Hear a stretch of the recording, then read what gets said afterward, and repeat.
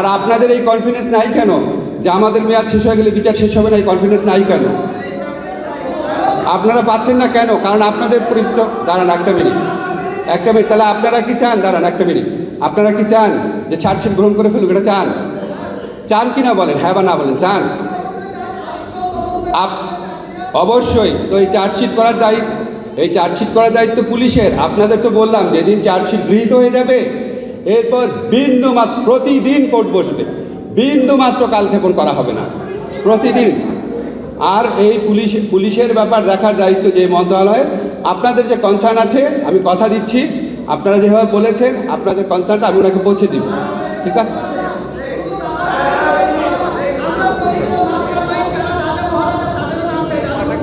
নিশ্চিত করে যাচ্ছি বিচার কার্যে বিন্দুমাত্র কালক্ষেপণ করা হবে না। আপনারা জাতীয় সংসদ নির্বাচনে ভোট দিবেন, যে দলকে পছন্দ, যে প্রার্থীকে পছন্দ তাকে ভোট দিবেন। অন্যের কাজে অন্যকে ভোট দেওয়ার ক্ষেত্রে বাধা সৃষ্টি করবেন না, কারণ ভোট দেওয়ার বাধা সৃষ্টি করেছিল শেখ হাসিনা। আমরা কেউ শেখ হাসিনার নীতি অবলম্বন করব না। আমাদের এখানে আরেকটা আপনারা জানেন, এইবার নির্বাচনে সবচেয়ে বড় যে দুইটা বৈশিষ্ট্য, তার মধ্যে একটা হচ্ছে এই নির্বাচন এবং গণভোট একসাথে অনুষ্ঠিত হচ্ছে। আরেকটা অনেক বড় বৈশিষ্ট্য আছে, সেটা হচ্ছে এইবারের নির্বাচনে প্রথমবারের মতো আমাদের প্রবাসী ভাইরা যারা আমাদের এই আন্দোলনে, যারা খুনি ফ্যাসিস্ট শেখ হাসিনার বিরুদ্ধে আন্দোলনে বিভিন্নভাবে ইনভলভ ছিলেন, তারাও ভোট দিতে পারছেন। এই দুটো আমাদের অনেক বড় ঘটনা। তা আমাদের আজকের এই প্রচারণার প্রধান উদ্দেশ্য, আমরা পরিবর্তন চাই, এটার জন্য আমরা গণভোটের আয়োজন করেছি। গণভোটের ক্ষেত্রে আপনারা খেয়াল করে দেখবেন, এটা কোনো দলের পক্ষে বিপক্ষে না, এটা হচ্ছে নতুন বাংলাদেশের পক্ষে বিপক্ষে। আমরা এমন একটা নতুন বাংলাদেশ চাই যেখানে অনিয়ম থাকবে না, অবিচার থাকবে না, বৈষম্য থাকবে না, শোষণ থাকবে না। এবং এটার লক্ষ্যে দেখবেন আমাদের যে প্রশ্নগুলো সেট করা হয়েছে, যেমন একটা প্রশ্ন হচ্ছে তত্ত্বাবধায়ক সরকার নির্বাচন কমিশন, এটা কি সরকারি দল নিজের ইচ্ছায় গঠন করবে কি না? নিজের ইচ্ছায় যদি গঠন করে তাহলে দেখা যাবে ভোটে কারচুপি হয়, ইচ্ছামতো ইলেকশন হয়, আমাদের তরুণরা, আমাদের যুবকরা তারা ভোটাধিকার থেকে বঞ্চিত হয়। সেই জন্য আমরা জানতে চেয়েছি আপনারা কি চান যে তত্ত্বাবধায়ক সরকার যখন গঠন হবে এটা কিভাবে গঠন হবে?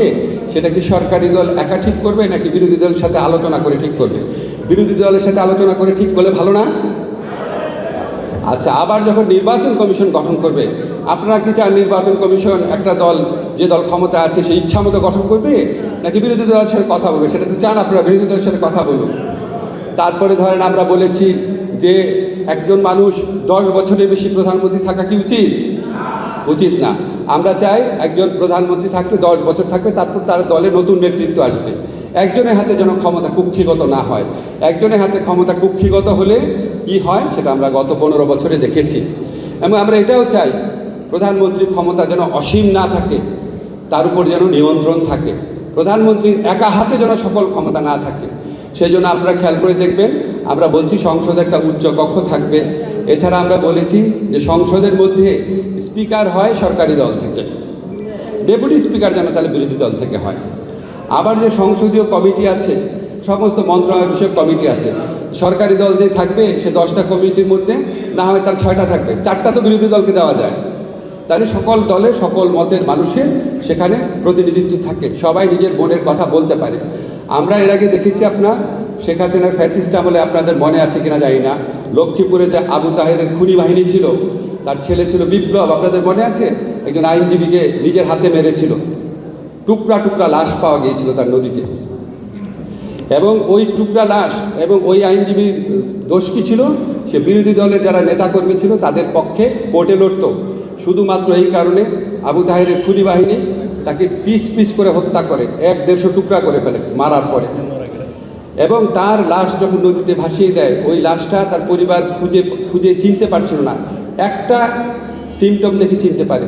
ওই লাশের গায়ে আপনার আঁচড় দেয় না, আঁচড়ের দাগ ছিল। তার একটা 2 বছরের মেয়ে ছিল, সে তার বাবাকে খুব ভালোবাসতো। বাবাকে যখন আঁচড় দিত নখ দিয়ে, বাবা কখনো মানা করতো না। ওই আঁচড়ের দাগ থেকে ওই যে আইনজীবী ছিল তার ওয়াইফ তার হাজব্যান্ডের লাশকে শনাক্ত করে। এই নৃশংস হত্যাকাণ্ডের যে আসামি ছিল তাহের, তাকে আওয়ামী লীগের ফ্যাসিস্ট সরকারের প্রেসিডেন্ট ক্ষমা করে দিয়েছিল, মৃত্যুদণ্ড থেকে মাফ করে দিয়েছিল। আপনারা কি চান কোনো রাষ্ট্রপতির এরকম ক্ষমতা থাকুক যে কোনো খুনিকে মাফ করে দেয়। এই সমস্ত জিনিস বন্ধ করার জন্য আমাদের বিভিন্ন ধরনের আবার আরেকটা আছে যে সংবিধান পরিবর্তন করা। আপনারা জানেন ইচ্ছামতো সংবিধান পরিবর্তন করে তত্ত্বাবধায়ক সরকার বাদ দিয়ে দিয়েছে। তা আপনারা কি চান ভবিষ্যতে এমন কোনো সরকার আসুক? কাজেই আমরা এই সমস্ত পরিবর্তন আনার জন্য আমার খুব ভালো লাগছে আপনাদের রেসপন্স দেখে। আপনারা ক্লিয়ারলি বুঝেছেন যে আমাদের একটা পরিবর্তিত রাষ্ট্র দরকার, আমাদের একটা নতুন রাষ্ট্র দরকার, যেই রাষ্ট্রে আর খামখেয়ালি চলবে না, এক ব্যক্তির খামখেয়ালি চলবে না। কারণ এই গণ অভ্যুত্থান বাংলাদেশের প্রতিটা মানুষের শরিকানা আছে এখানে। ফ্যাসিস্টদের অনুগামীরা ছাড়া প্রতিটা মানুষ, আমাদের মারা রাস্তায় দাঁড়িয়েছে, আমাদের বাবারা রাস্তায় দাঁড়িয়েছে, আমাদের সকল প্রকার শিক্ষা মাদ্রাসা বলেন, আপনার কলেজ বলেন, প্রাইভেট ইউনিভার্সিটি, পাবলিক ইউনিভার্সিটি, সবাই নিজের জীবনের মায়া উপেক্ষা করে রাস্তায় নেমে আসছে। তা আমরা এই মায়া উপেক্ষা করে, এই জীবন দান করে, অনেকে পঙ্গু হয়েছেন, ভয়াবহ এক করুণ জীবন যাপন করতে হচ্ছে। আমরা এত বড় স্যাক্রিফাইস তো আবার ফ্যাসিস্ট বা ফ্যাসিস্টের কাছাকাছি একটা স্বৈরতান্ত্রিক সরকার ফিরে আসুক, এই চিন্তা থেকে তো আমরা করি নাই। আমরা করেছি একটা নতুন বাংলাদেশের স্বপ্ন থেকে। নতুন বাংলাদেশ এখন আপনারা গণভোটে যদি হা ভোট দেন, নতুন বাংলাদেশ গড়ার পথটা উন্মুক্ত হবে। তা আমরা কি গণভোটে হা ভোট দিব? আচ্ছা, এখন আমরা যদি হা ভোট দিলাম, গণভোটে জিতলো, তাহলে কি সাথে সাথে একটা সরকার চেঞ্জ হয়ে যাবে? সাথে সাথে চেঞ্জ হবে? আপনাদের ধরেন নিজেদের ছোট ভাই বোন আছে না? এখন আপনাদের ছোট ভাই বোন ধরেন যদি কথা না শুনে, কথা শুনলো না, আপনি তারা একদিন ভালো করে শাসন করে একটা কাগজে সাইন করালেন, তুই আর দুষ্টামি করবি না, ঠিক মতো পড়াশোনা করবি, সে একদিনে ঠিক হয়ে যাবে? একটা সিস্টেম তো একদিনে ঠিক হয় না। আপনাদের একটা এক্সাম্পল বলি, সিঙ্গাপুরের আমরা সবচেয়ে সংস্কারের ক্ষেত্রে সবচেয়ে প্রাতঃস্মরণীয় ব্যক্তি যাকে জানি, তিনি হচ্ছে সিঙ্গাপুরের লি কুয়ান ইউ। উনি সিঙ্গাপুর রাষ্ট্রকে চেঞ্জ করে ফেলেছেন, সম্পূর্ণ চেঞ্জ করে ফেলেছেন। যেই দেশের মানুষ রাস্তাঘাটে টয়লেট সারত, সেখানে রাস্তায় গিয়ে আপনি একটা সিগারেটের বাটও খুঁজে পাবেন না, এত পরিষ্কার পরিচ্ছন্ন উন্নত হয়েছে। কিন্তু ওনার এই সংস্কারটা করতে উনি ক্ষমতায় ছিল প্রায় 20-25 বছর, 10 বছর পর দৃশ্যমান হয়েছে সংস্কারটা। সব মানুষ একই সময় একই সাথে সাথে চেঞ্জ হয়ে যায় না। আমাদের সংস্কারের আকাঙ্ক্ষা বুকে রাখতে হবে। আপনারা তরুণ সমাজ, আপনারা যেভাবে দেশের ভালো বুঝেন, যতটুকু বুঝেন, যতটুকু স্যাক্রিফাইস করতে রাজি আছেন, সেটা আমাদের মতো বৃদ্ধ প্রজন্ম আমরা অনেক সময় পারি নাই। ইনশাআল্লাহ আমি আশা করি আপনারা গণভোটের মধ্যে দিয়ে একটা নতুন বাংলাদেশের স্বপ্নের পথ উন্মুক্ত করবেন, যে বাংলাদেশে কোনো নিপীড়ন, নির্যাতন, কোনো অত্যাচার, কোনো বৈষম্য, কোনো কিছু থাকবে না। আমি আজকে অত্যন্ত খুশি হয়েছি। আজকে শহীদ হাদির জন্য আপনারা যেভাবে কণ্ঠ মিলিয়েছেন, এই কণ্ঠ সবসময় জাগ্রত রাখতে হবে।